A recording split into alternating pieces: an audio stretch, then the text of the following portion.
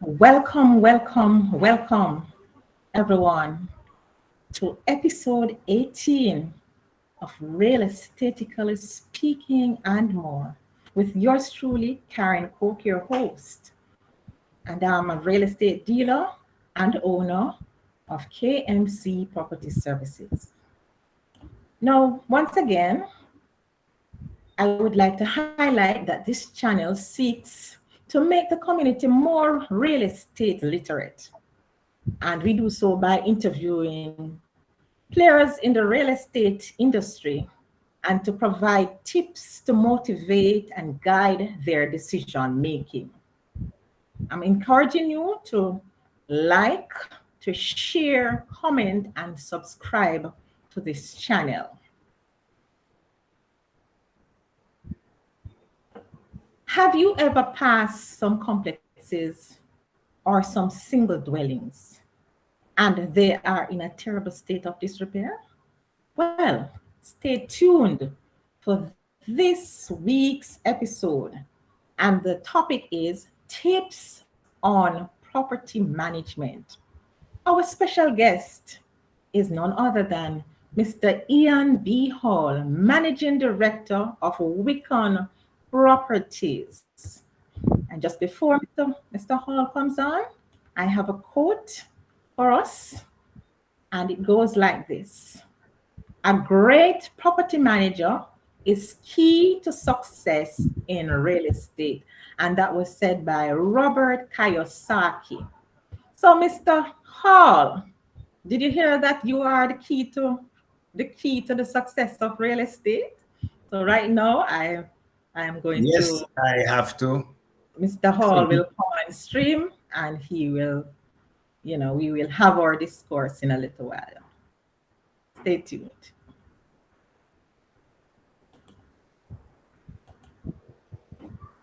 Welcome, welcome to Real Estatically Speaking and More, Mr. Hall. Hi, good afternoon, everyone. Ian Hall, Managing Director, WIHCON Properties. All right. So I'm going to go right into our questions. And Mr. Hall, sorry about that. How long have you been in the field of property management? That's a difficult one to answer, but I will try as best as I can. I have over 45 years experience in real estate. Started off as a project financier, working in the real estate department of Citibank back in 1977. In that department, we were sent all over the world to be trained in various aspects of real estate because the bank at that time had a philosophy that you can't be an effective financier without knowing the business. In other words, you should know about as much about real estate and projects as the developer. In the initial years, we didn't do much property management. We were primarily financing. And then after the financing, several of the projects were abandoned by their developers because people were running away from socialism, and the bank had to take possession of those projects. So we end up being both financiers and project management. We also utilize the services of outside consultants. That's where I began learning project management. And after the projects were completed, during the selling process, in collaboration with the outside consultants, we had to do property management. Okay. And so, which is why I'm saying I had to give you the broad answer rather than say, oh, I'm 45 years or 46 years, because the early years were not substantially in property management. Property management has been my substantive position only since 2006. That's 16 years. 2006. Mhm. Okay. Where two-thirds of the business of where we are now is property management. In that Okay. WIHCON properties, we own and we do project management and we sell and we coordinate purchases, etc. Okay. Awesome. Okay. All right. What are the requirements to become a property manager? Again, you're going to get a circuitous answer. Nothing beats broad experience. And as I mentioned before, we had the training in financing, training in project management, training in project financing. You had to go on the projects. And as a result, you got hands on experience about buildings. As I said, nothing beats a broad experience. To be an effective property manager, you need to have an expansive basic knowledge of the industry and some technical knowledge. Technical knowledge meaning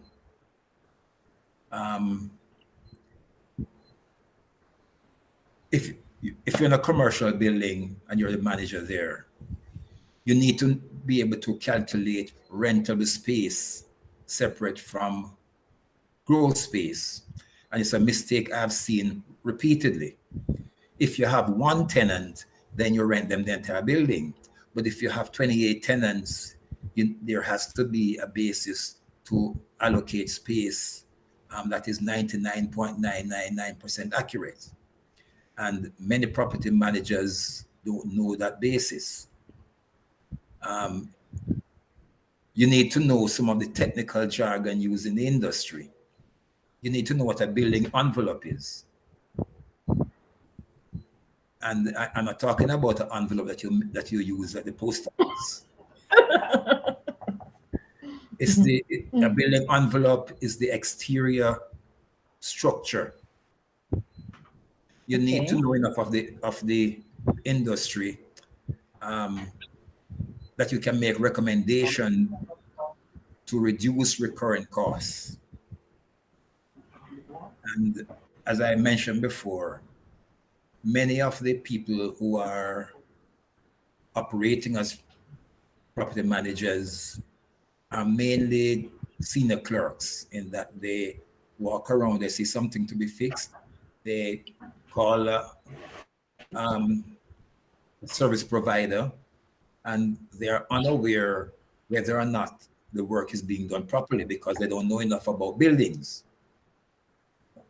And I've known of instances where, for example, plumbers come and do work, and after the work is finished and the work is inspected, you realize that these guys are not really plumbers.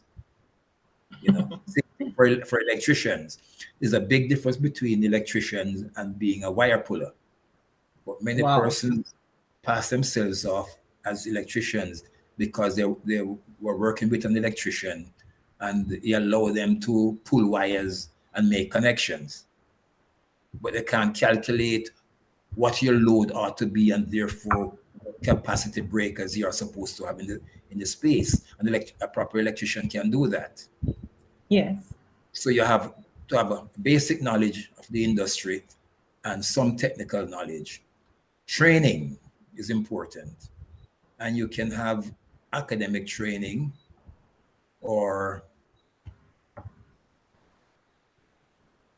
professional training.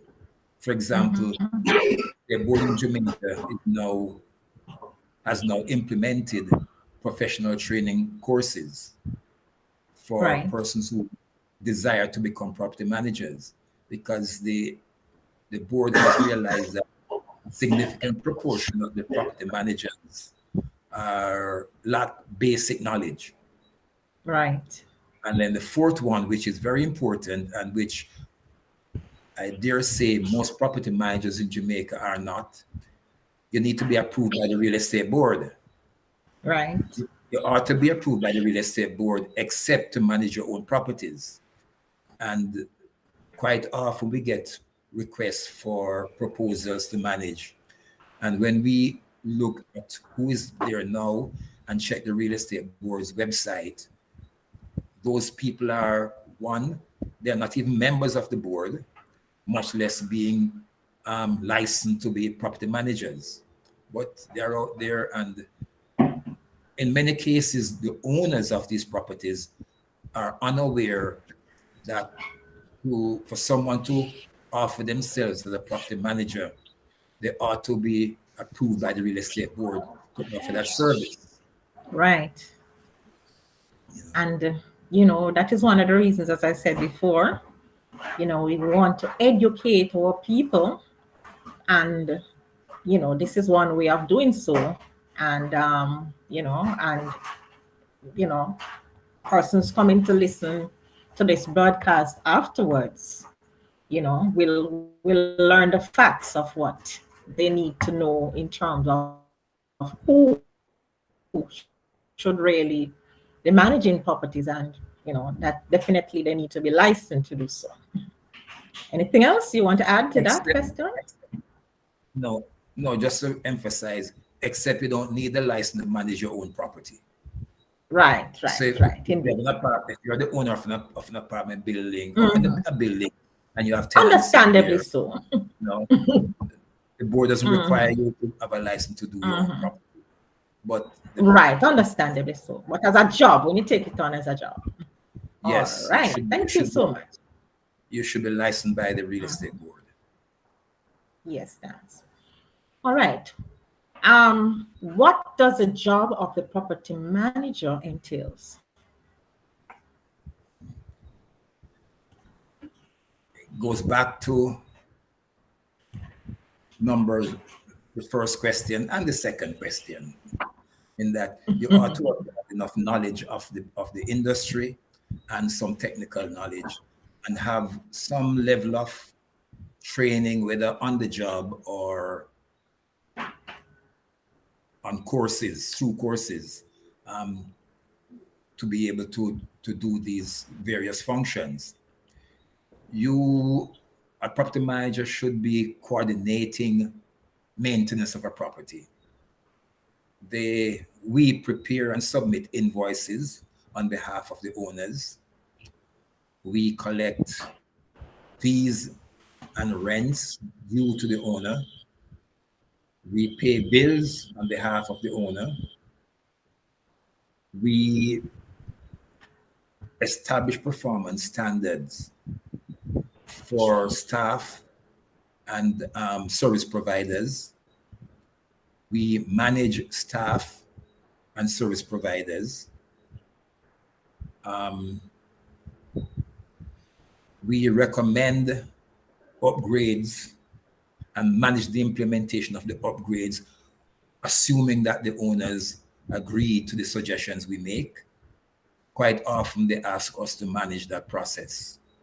And in other cases, although you're managing, you're not the project manager, but you oversee, because, for example, if you're in a large commercial building and you're replacing or you're upgrading an AC system, the property manager is not expected to supervise that process, because that's way beyond his competence for 99% of the property managers.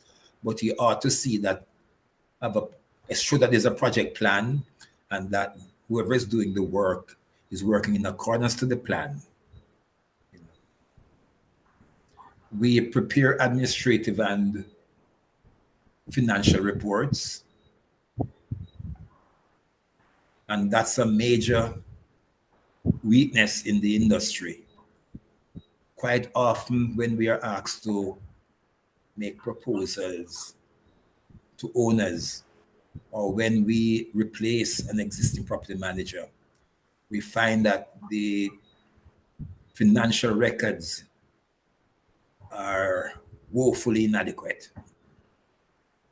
Wow. And quite often, to me, that's the single major reason why companies and owners replace managers, the financials. Okay. Okay. We meet with owners periodically. Some owners want to talk to you every day. Some want to talk to you monthly. Some will say, don't bother me, just send me my rent. And call me in an emergency if necessary. And we also liaise with attorneys on behalf of the owners, among other things. But those are the major ones I can think of at the moment. Okay. Thank you so much. That sounds very substantive. Quite a bit it entails. All right. Is there a difference in the management of strata properties, that is residential or slash commercial? And other properties, yes, significantly. Mm-hmm. A strata is a creature of law.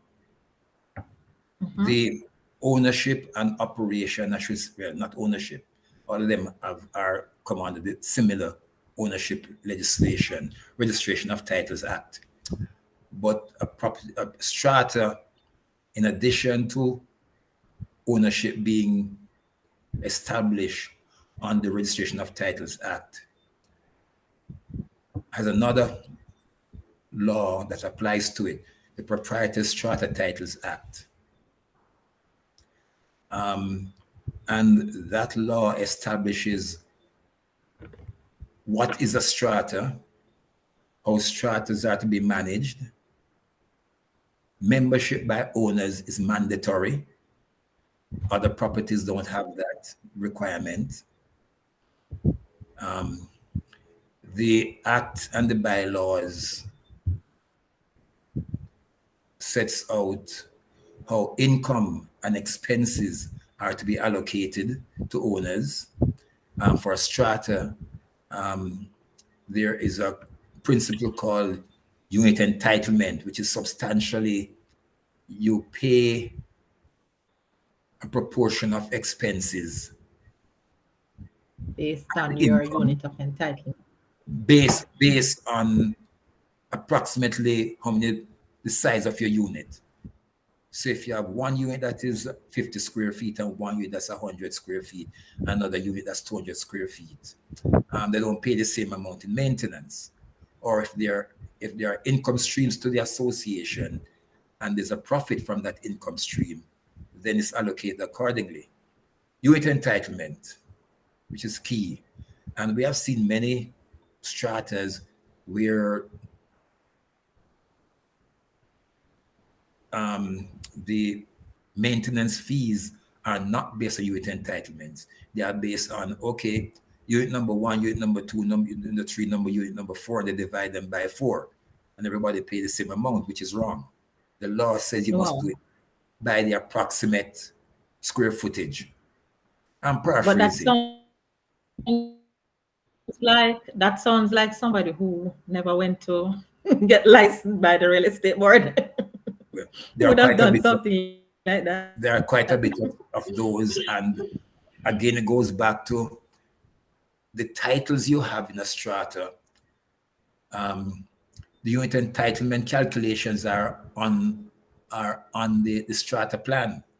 So all the property manager had to do was get a copy of the plan and allocate the maintenance charges according to what the plan says. But as Yes. I mentioned before, a significant number of persons who are offering these property management services don't know what they are Don't have doing. a clue. Put it, Mm-hmm. to put it bluntly, okay? Mm-hmm. The Strata Titles Act also sets out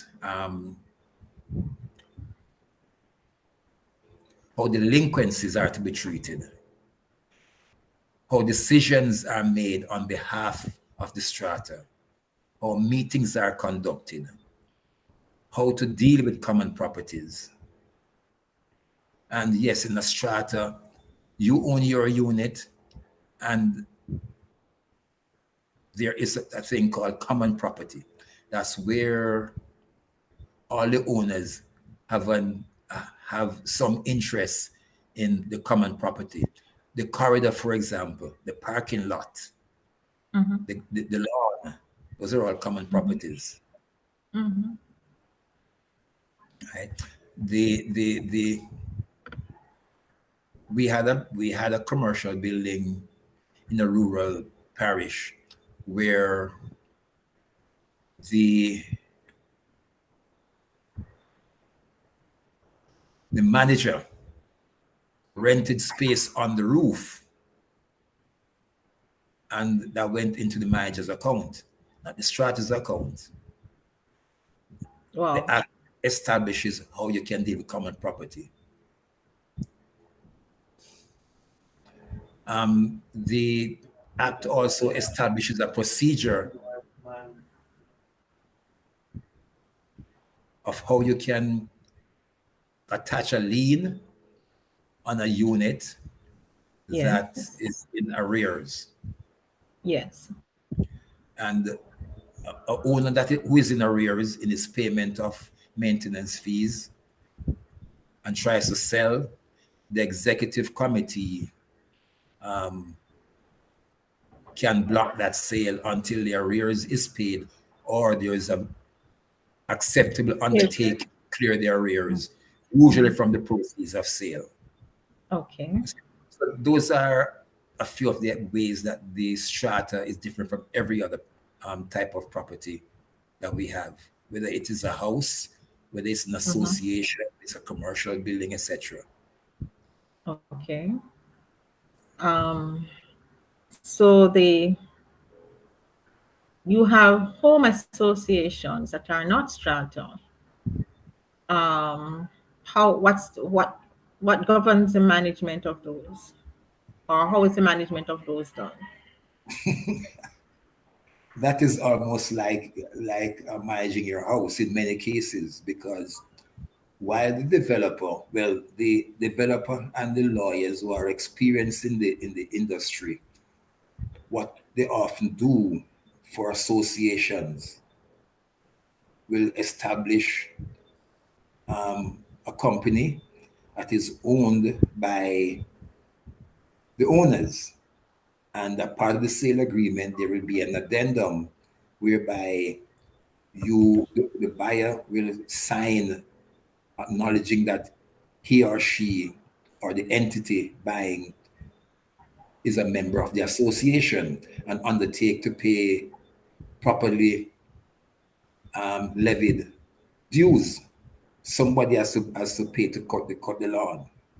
Somebody has to sweep the sidewalk. Somebody has to maintain the roadway, Common areas. etc. Mhm. You may have lighting, yeah, again, common area.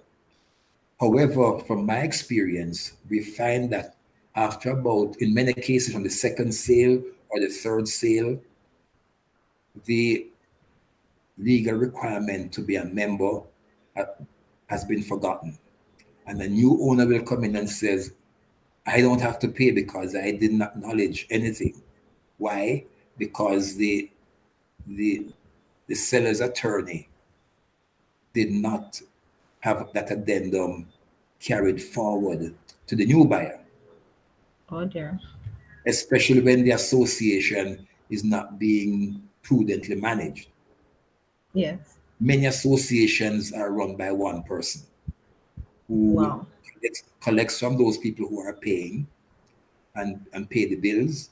And I know of several associations where the person who is the coordinator is going into his pocket to pay some of the bills. Oh man. So it's not abnormal. For a commercial property, you need a much higher level of technical knowledge to be a manager. You Yes. ought to have some basic knowledge of electromechanical systems, Yes. you know, so that when the technician come and tell you that, well, the compressor in the air conditioner is faulty, at least you know what a compressor is. You don't Yes. need to know how to fix it, but when you see the compressor Hmm. is replaced, you know what the compressor is. Um, Almost all AC system has a compressor, different types of compressors. But in commercial property, it's a lot more important because you most likely have tenants in there. Not like your house where you can just say, well, okay, my AC isn't working. I'll just do without it for a while. In a Mm-hmm. commercial building, you need to get that fixed expeditiously. Yes. Managing a dwelling is probably the simplest of all.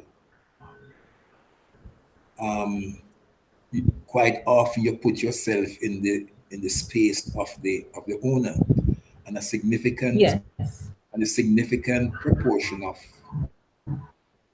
owners who appoint property managers are absentee owners. They are in England and Canada and Cayman and America, and they left Mm-hmm. their family home in Jamaica and give it to somebody to manage. Yes. Um, and that is really the simplest one to deal with, a single house, because Yes. that's your entire focus. A single house can also be a part of a strata. I should say, a single dwelling can be a part of a strata. It can be a part of an Yes. association. Yes. Yes. But Yes. a Yes. standalone dwelling is the easiest one to deal with. Mm-hmm. Yes. Yes. Not as technical.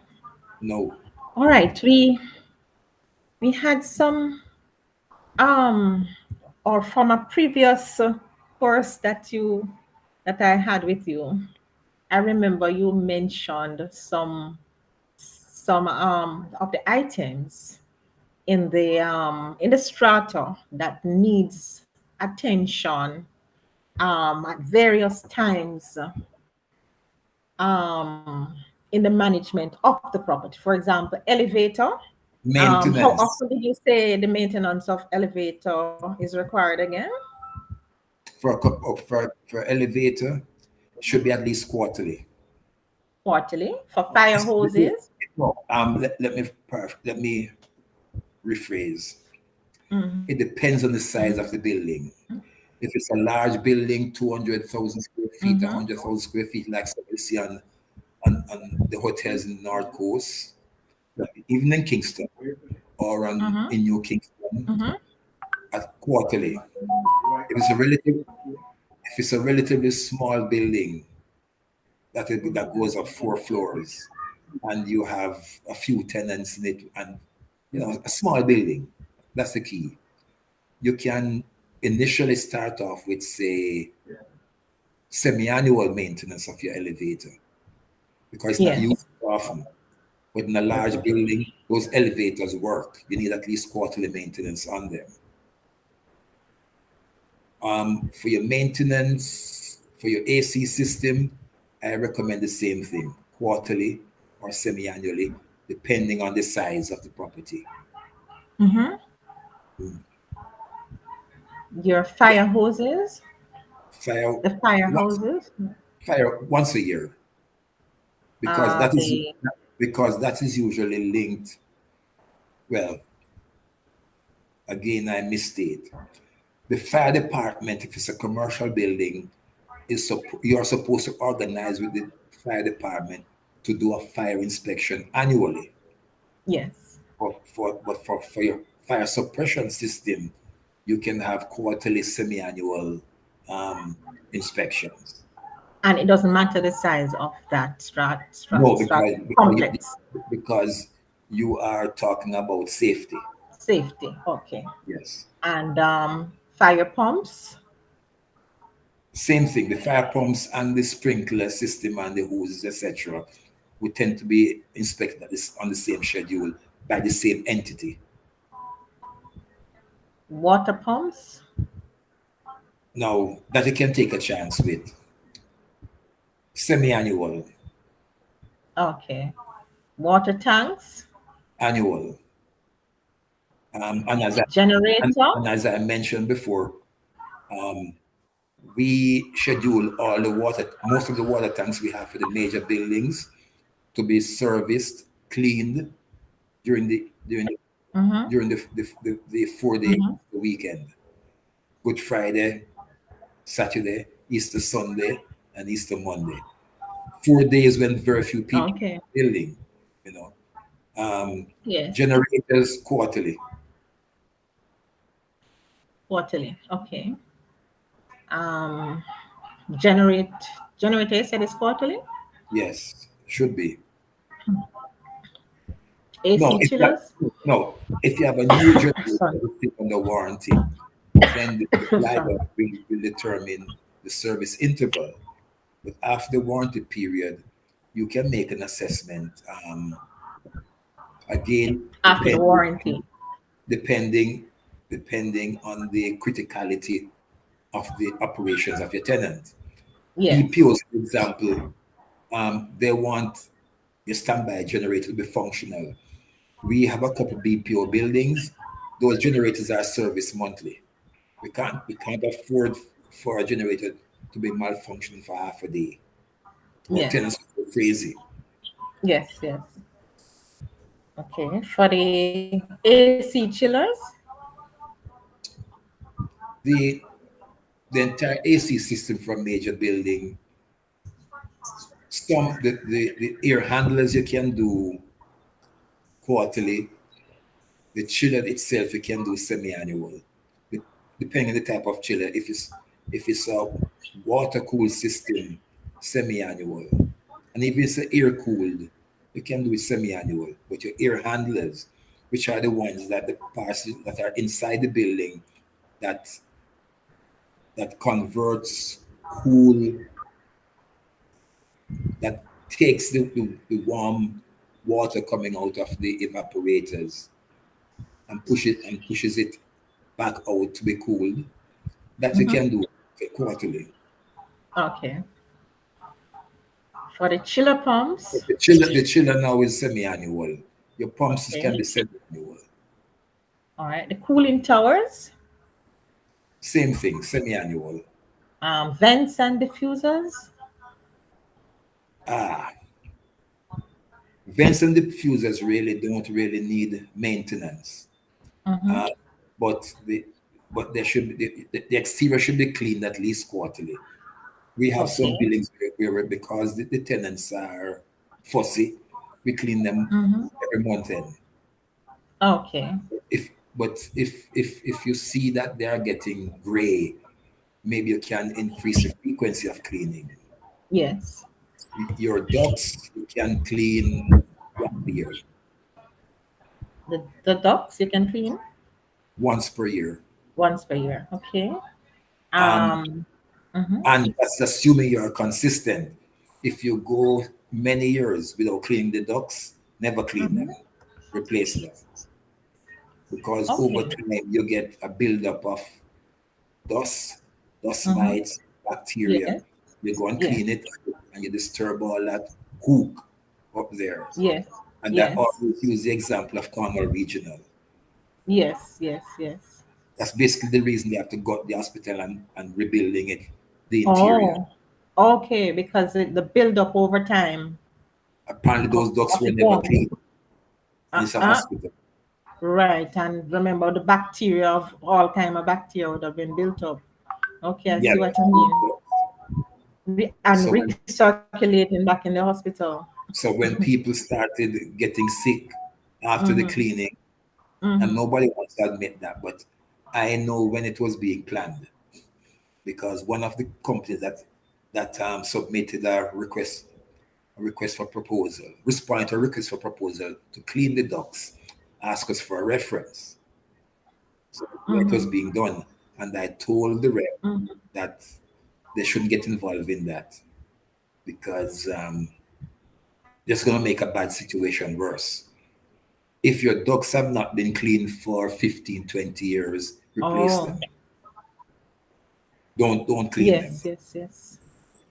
Wow. So that's why it's so important to listen to the professional or use professional property managers who can give good advice like Mr. Hall is.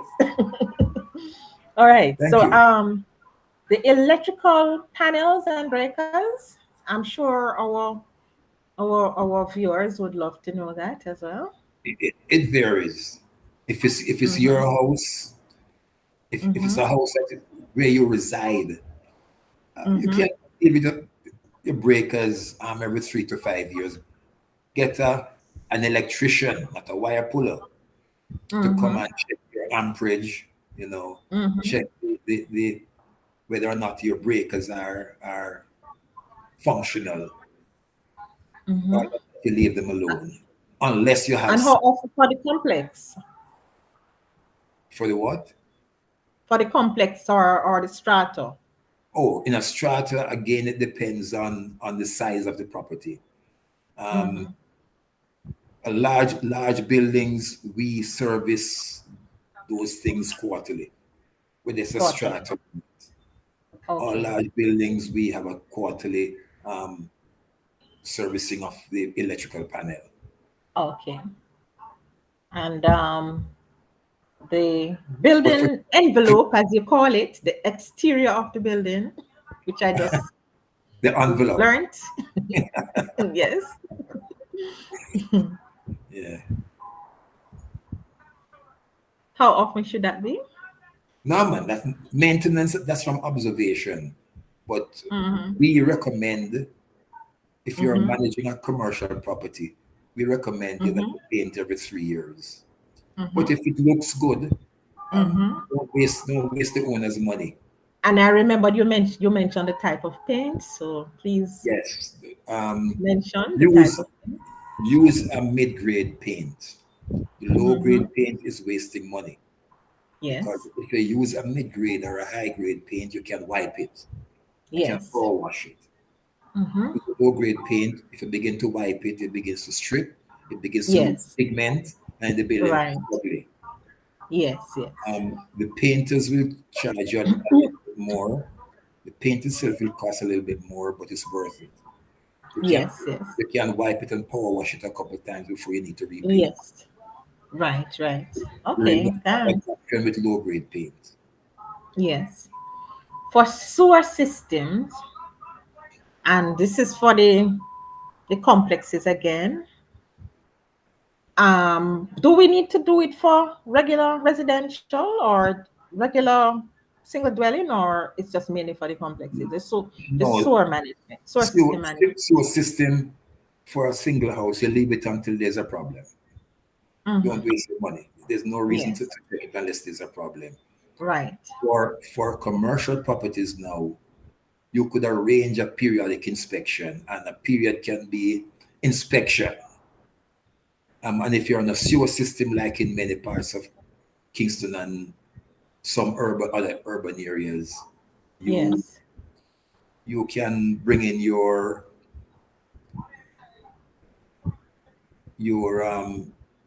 your inspector Plum.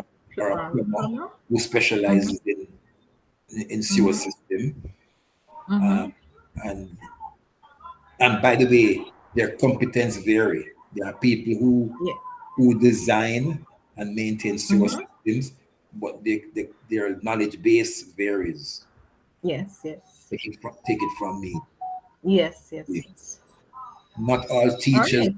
not everybody with a teaching certificate is equally competent. Not all lawyers Yes. who pass their exams are equally competent. Same thing applies Don't we all know that? in every profession. It goes across the Has their level of competence, eh? All yes. right. So, the plumbing, how often should this be checked for the As complexes a and as a for general the rule, single dwelling, if at all? you leave sewer systems for when you have a problem or a problem is anticipated. Um, the toilets are not flushing as efficiently as they used to. The wastewater from the hand basins are not going through the system as easily as it used to. Then Yes. you get preemptive and you check and clean. Most likely it requires cleaning because obviously over time you're gonna have a buildup of sludge in the pipes. Hmm. Yes. So that's Hmm. common sense. Um, Yeah. if you have a large commercial building, Hmm. you ought to have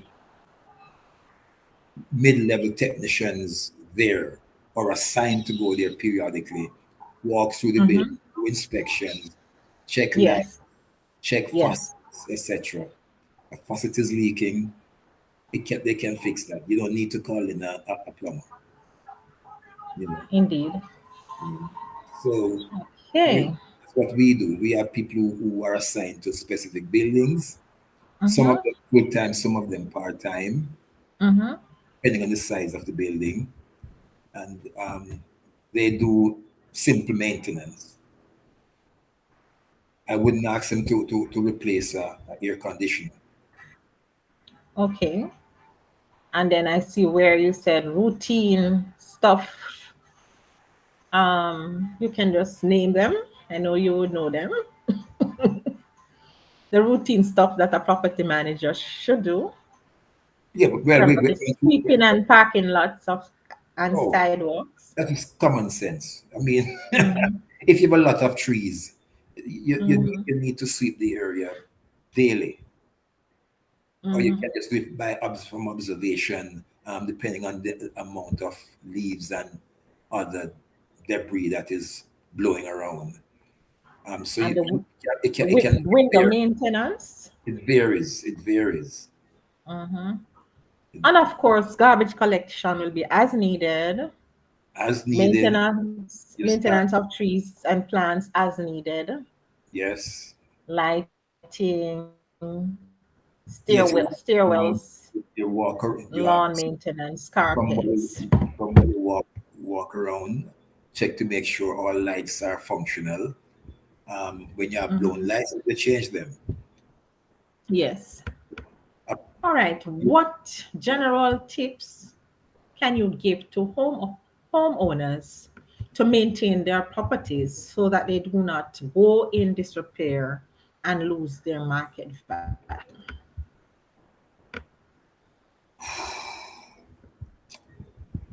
Early repairs. Something begins to go bad, fix it early.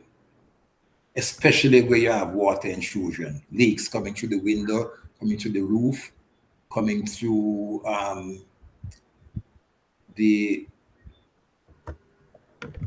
a doorway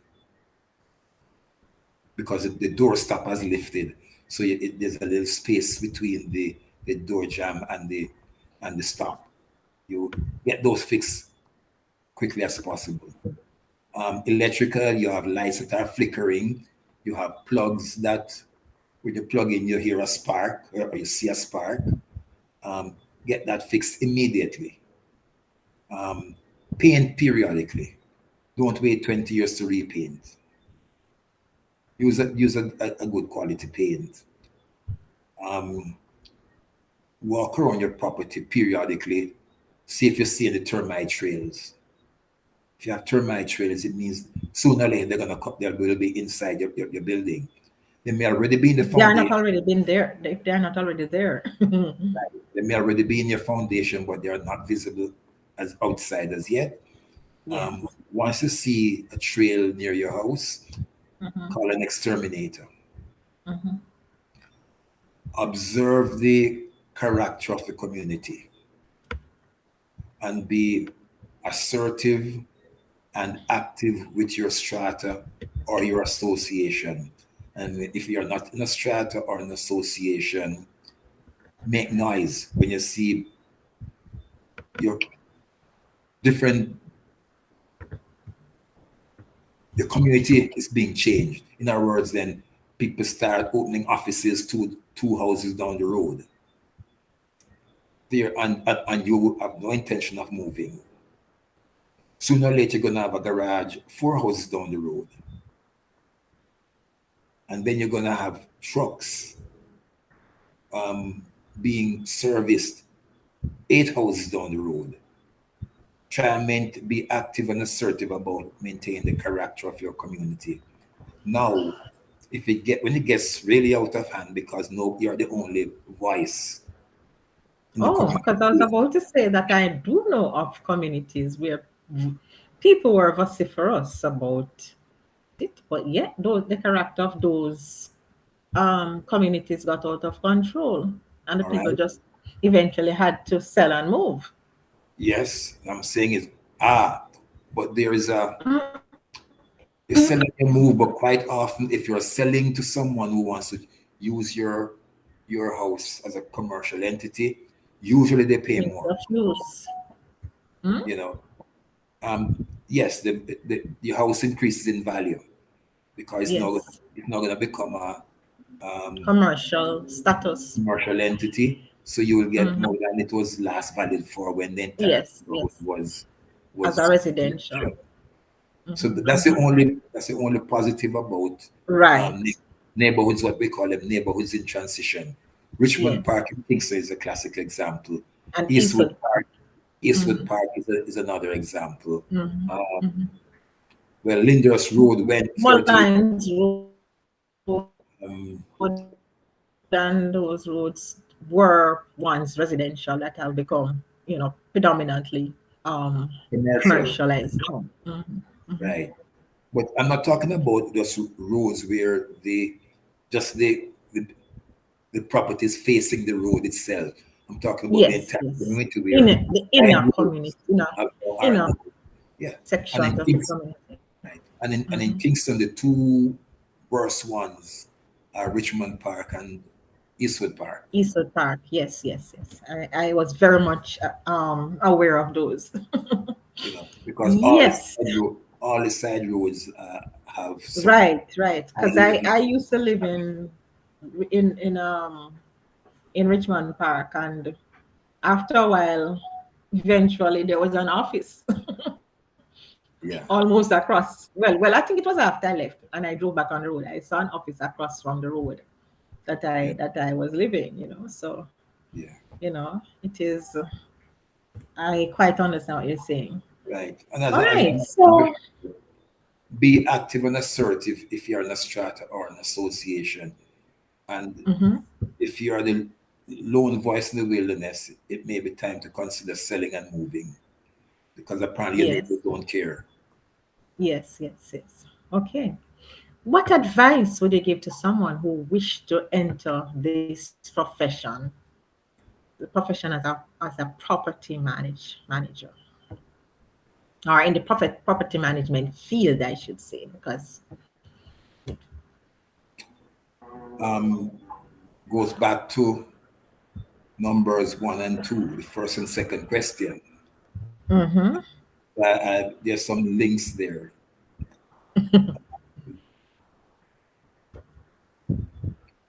Learn as much as you can about facilities management through either academic or on-the-job training.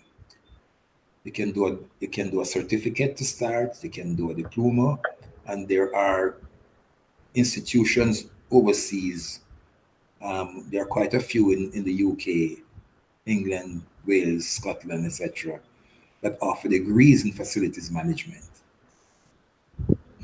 Some of them are online. In fact, one of my officers just signed up to do an online bachelor's degree in facilities management from a firm in England, hmm from a university in England, I should say. Um, University of Technology has a department called the Built Environment. You could enroll there, take some classes that may be specific. hmm Unfortunately, what we are seeing of the people coming out of the built environment are appraisers. mainly, yeah. Most of the people coming out of the built environment are valuators hmm and land surveyors, etc. Yes. And then the real estate board offers training in various aspects of the real estate industry. And you can gain experience working with a sales as a salesperson to start. hmm Uh, and the vast majority of salespersons in Jamaica are part timers. They work on weekends and after work. I would say 90% of the sales reps in Jamaica I shouldn't say Jamaica, also in North America, are part timers. But two issues I have while you're gaining experience by working with a dealer, make sure you're working with an ethical dealer. make sure you're working with an ethical property manager.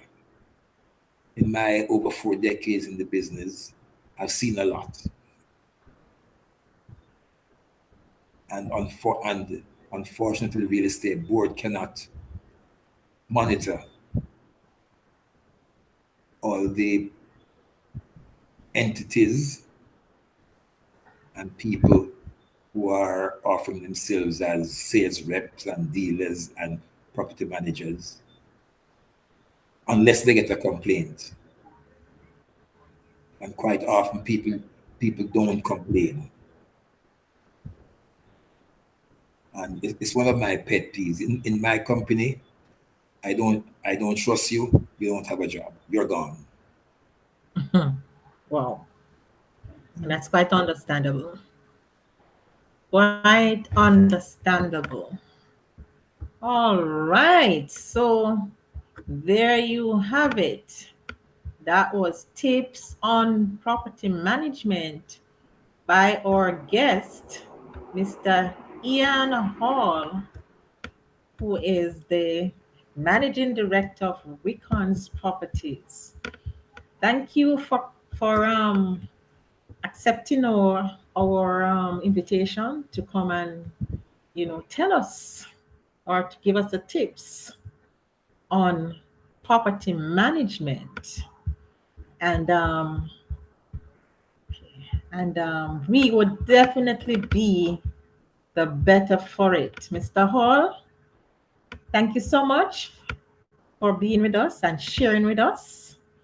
And I'm just going to invite anyone at this time, if you have any question or any final question that you would want to, I forgot to ask just before Mr. Hall goes.